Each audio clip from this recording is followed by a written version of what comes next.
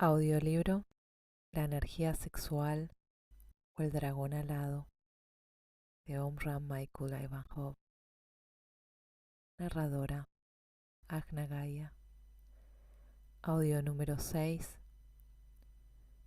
parte 4, sobre el placer.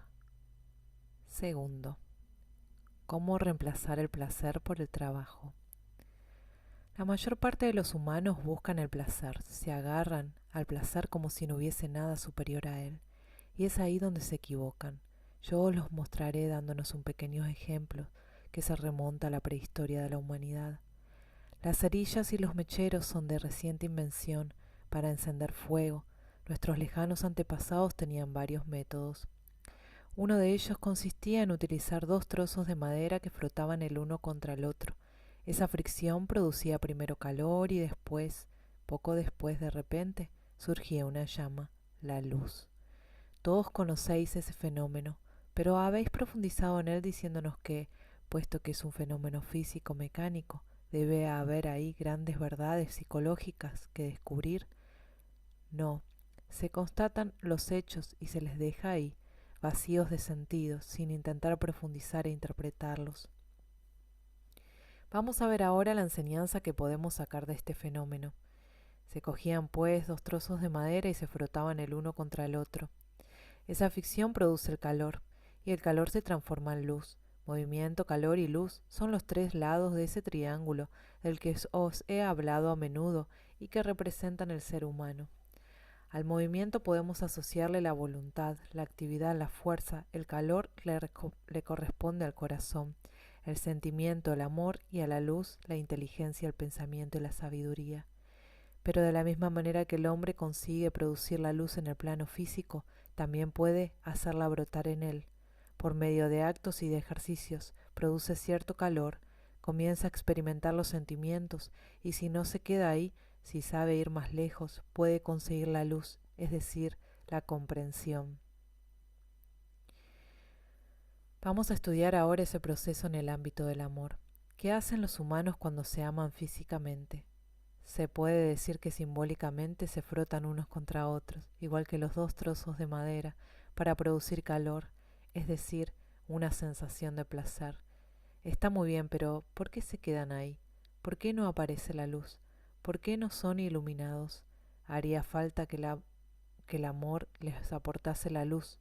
Sería necesario que comprendiesen todos los misterios de la creación, que se volviesen lúcidos y clarividentes, pero no, más bien se embrutecen.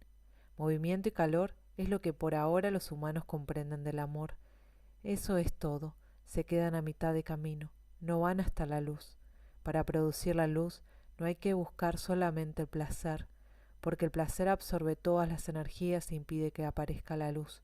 Por lo tanto, es muy sencillo, no hay que detenerse en el camino, hay que ir hasta la meta, hay que ir hasta la luz.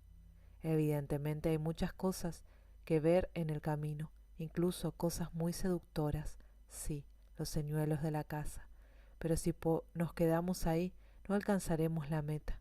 Por eso digo a los enamorados, habéis desatado el movimiento y ese movimiento produce calor, lo cual es positivo, pero ahora hay que ir hasta la luz, porque la luz es el fin, la meta de toda actividad. Casi todo el mundo se queda a mitad de camino, porque ahí todo es atrayente, tornasolado, pero también es ahí donde se encuentran las sirenas y donde uno puede resultar destrozado. Acordaos de la leyenda de Ulises, era sabio, sabía que encontraría sirenas que intentarían atraerle mediante sus cantos para devorarle, por eso tomó precauciones, tapó con cera los oídos de sus compañeros para que no escuchasen las voces de las sirenas, ya que no habrían podido resistir su atracción. En cuanto a él, no se tapó los oídos, porque quería escucharlas, pero dijo a sus compañeros: atadme al mástil, y si os hago señales para que me desatéis, apretad los nudos con más fuerza. El barco se acercaba a la isla de las sirenas, y al escuchar sus voces Ulises perdió la cabeza y quería ir a buscarlas y gritaba: desatadme, soltadme, e incluso amenazaba a sus compañeros con matarles si no le obedecían, pero ellos, fieles a su orden, apretaban sus ataduras. Ved que las sirenas son la mitad del camino, y no hay que quedarse en la mitad del camino. Naturalmente, todo lo atractivo y seductor está allí, pero a pesar de ello no hay que detenerse. También conocéis el Parsifal, la ópera de Wagner. Parsifal llega a una pradera donde se encuentran unas doncellas, las hijas de las flores, que intentan seducirles, pero detrás de esas mujeres y de esas flores se esconden serpientes. Esos relatos, de los que hay muchos en la literatura mundial, contienen grandes verdades ocultas. Ulises y Parsifal son símbolos del iniciado que tropieza con tentaciones en su camino, pero él no debe detenerse, porque entonces pierde la vida. Es necesario que siga hasta el final, porque cuando haya llegado se le da todo: el reposo, el alimento, la belleza, el amor. Todavía se puede presentar esta aventura de otra manera. Tenéis una misión que cumplir, y para ello tenéis que atravesar un bosque, pero aquí que en el bosque hay toda clase de flores y de frutos, y además diminutas fresas. Entonces comenzáis a ir de un lado para otro para recogerlas, sin daros cuenta de que perdéis mucho tiempo. Evidentemente son tan bonitas y apetitosas, pero he aquí que se hace de noche. No veis lo suficientemente como para orientaros y habéis perdido el camino. Comenzáis a escuchar los chillidos de los animales, al ruido de los árboles, y os asustáis. Claro, eso es lo que les ocurre a los discípulos que se paran en el camino a causa de las hermosas fresas. Diréis que nunca vais a coger fresas. Es posible, pero esas fresas pueden significar alguna joven o algún vaso en el bar. Es simbólico, ¿comprendéis? Las fresas diminutas también pueden ser grandes fresas, y el placer precisamente está en las fresas, en las sirenas, en las hijas de las flores, y si sucumbís os devorarán. ¿Quiénes? Los elementales, las larvas, los indeseables, los espíritus subterráneos. Ellos ven que estáis a punto de dar un festín y se acercan. Quienes no buscan más que el placer, invitan al festín a todo tipo de entidades inferiores que se alimentan a sus expensas, mientras que ellos mismos acaban por perecer. Habría muchas cosas que decir sobre esos festines. Cuando un hombre muy rico da una fiesta, necesita una cierta cantidad de platos variados de vinos, de flores, y después la vajilla, la plata, los manteles y los cristales. Todo eso cuesta muy caro, y algunos a veces se arruinan con sus suntuosas recepciones.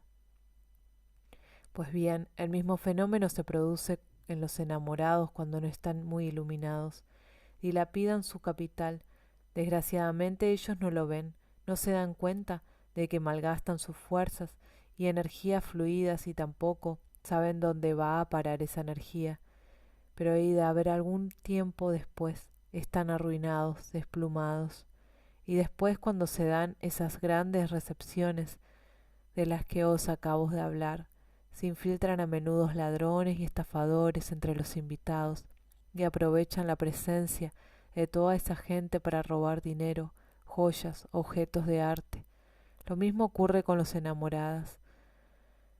En el transcurso de sus festines, los ladrones se introducen en ellos, pero son ladrones de la peor especie, porque no roban objetos, sino todo lo que está en el corazón y en las cabezas de los dueños de la casa. Roban sus inspiraciones, sus ideas, sus impulsos, sus proyectos, y una vez así despojados, esos dos pobres desgraciados no tienen el mismo entusiasmo, el mismo deseo de conocer los secretos del universo. No, ahora tienen otros deseos totalmente prosaicos. Por consiguiente, hay que estudiar, observar y, por la ley de analogía, saber interpretar todo lo que ocurre en la existencia. Mis queridos hermanos y hermanas, yo os llevo hacia las verdades que la inteligencia cósmica me ha revelado. He estudiado a los humanos y he visto que lo que os digo es absoluto. Cuando el hombre y la mujer están bajo la influencia del deseo, del placer, introducen ladrones de sí. Por lo tanto, es necesario que tengan en fin más elevado para hacer brotar la luz. La luz puede aconsejarles los mismos festines, las mismas invitaciones, pero en lugar de atraer todos los indeseables del plano astral, invitarán a los ángeles y las divinidades a regocijarse en ellos. Y cuando esas entidades celestes partan, les dejarán regalos. Es así como recibirán 100 veces más de lo que les habrá dado. Así no habrá pérdidas, al contrario, habrá revelaciones, embelesamientos, anhelos, y ellos rejuvenecerán, resucitarán. Revolcándose en el placer, los humanos no encontrarán la solución del problema sexual, porque el placer solo es la mitad del camino, y si se quedan ahí, poco a poco se sentirán fuertemente atados, perderán toda su libertad, su ligereza. Cuando hay demasiada humedad en las alas de una mariposa, ya no puede volar. Ahí os los tenéis, ahí lo tenéis, eso es el placer, demasiada humedad. Cuando veo que las alas de un hombre ya no lo pueden elevar, simbólicamente hablando, no tengo necesidad de preguntarle dónde ha ido a meterse porque ya sé que ha puesto sus alas a la humedad. La humedad para mí naturalmente es lo que impide volar, y para secarla a la luz es necesario mucho tiempo. Por ello, por todo ello, tened cuidado, no os dejáis engañar por el placer, porque os dejará a mitad de camino. Id hasta la luz, pero comprenderme bien. Nunca he dicho que los hombres y las mujeres no deban darse mucho amor. Sí, deben darse mucho amor, pero un amor más elevado, más luminoso. Es decir, en lugar de contentarse con intercambios en el plano físico, excitarse, satisfacerse y después roncar, deben ser conscientes de la importancia e incluso el valor sagrado del acto sexual. Pero no sucede así. Todos tienen prisa, prisa por sumergirse en la ciénaga, sin tiempo para reflexionar. Mirar lo que ocurre normalmente, esos gestos tan bruscos y febriles, esa mirada ensombrecida por la sensualidad. El hombre quiere saciarse, comer, destrozar, y en ese instante la mujer estúpidamente se siente feliz al ver en la mirada del hombre el deseo de devorarla. Ella debería más bien estar horrorizada por lo que le espera, porque esa mirada muestra que el hombre ha dispuesto a saquearla, a quitárselo todo. Pero ella quiere eso, solo pide eso, incluso si él la mira con respeto y admiración, con una gran luz y una gran pureza, no está tan contenta. De ese tipo, piensa ella, no puedo esperar nada, y la abandona. Instintivamente a la mujer le gusta sentirse como una masa en las manos de un panadero, volteada, maltratada, atormentada. Eso le gusta, mientras que el respeto y las miradas celestes no le dicen gran cosa. Hay excepciones, pero en general es así. Diréis, pero entonces nunca debemos sentir placer. Sí, pero hay que buscar un plano o un placer mucho más sutil, mucho más espiritual. El placer tal y como se entiende termina siempre transformándose en veneno y amargura. Cuando se corta un trozo de plomo, brilla algunos instantes y enseguida se empaña. Aquí tenéis a qué se parece el placer, el plomo. Para que vuestro placer sea tan brillante y resistente como el otro, debéis ennoblecerlo, es decir, añadirle otro elemento, el pensamiento. Pero para eso hay que reemplazar la idea de placer por la idea del trabajo. El trabajo surge cuando un hombre decide no malgastar sus energías en la búsqueda del placer, sino utilizarlas para hacer funcionar otros centros, en lo alto, en su cerebro, en lugar de dejar que se encadenen en él y le dirigirán los torbellinos y erupciones volcánicas. Debe observar la lucidez para canalizar esas corrientes, a fin de despertar nuevas facultades que harán de él un genio, un iniciado, una divinidad.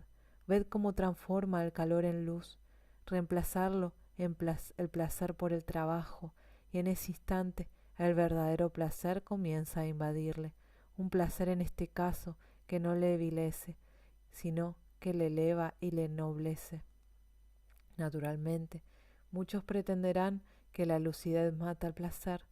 No, en realidad el pensamiento ha sido dado al hombre para que viva mejor el verdadero amor.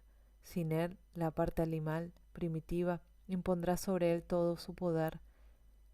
Es el pensamiento precisamente, es la inteligencia a través del pensamiento la que debe controlar, orientar y subliminar las energías. Si en vuestro amor mantenéis lúcido el pensamiento, si éste está alerta, vigila, controla y dirige las fuerzas, evidentemente no sentirás el placer como mucha gente lo entiende, es decir, animal, grosero, pasado, desprovisto de nobleza, de espiritualidad y además incontrolable, sino que gracias a vuestro pensamiento podréis hacer un trabajo espiritual y en lugar de transformarse en plomo, ese placer se transformará en oro puro, en algo sublime, en éxtasis.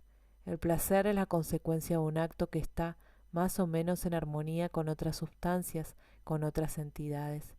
Por lo tanto, si un acto está en armonía perfecta con el mundo divino, el placer que resulta se ensancha y multiplica hasta el infinito.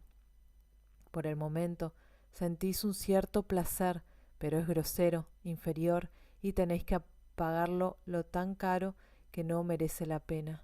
Hay que sentir placer, naturalmente, pero un placer tan amplio y sutil que os revele todo el universo, que os haga luminosos, hermosos, expresivos, poderosos y sutiles. Un placer así sí vale la pena, y la naturaleza no os privará de él. Ya lo veis, mis queridos hermanos y hermanas, no hay que pararse en el camino, hay que sobrepasar el límite del placer, no hay que estancarse en el nivel demasiado bajo, hay que subir, abrirse paso a través de las nubes hasta contemplar el sol, la luz. No os quedáis bajo las nubes, poned en todo nuestras acciones un fin luminoso, en todo lo que hagáis, tanto si coméis, tanto si os paseáis o si abrazáis a alguien, tened como finalidad la luz. No hagáis nada únicamente por placer. La humanidad se desmorona precisamente porque todo el mundo se deja guiar por el placer. Me diréis, pero si no sentimos ningún placer al hacer las cosas, no tiene ningún sentido. Sí, porque todo va unido. Si la luz y el calor está ahí, es decir, la inteligencia y el amor, el placer, se produce necesariamente.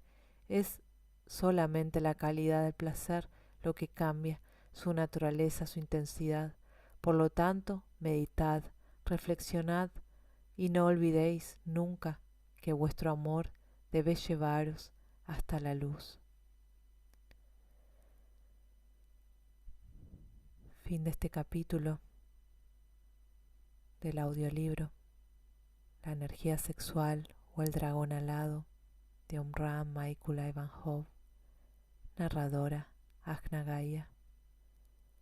Para más libros en formato audio, visita mi canal de YouTube Ajna Gaia. Gracias por escuchar.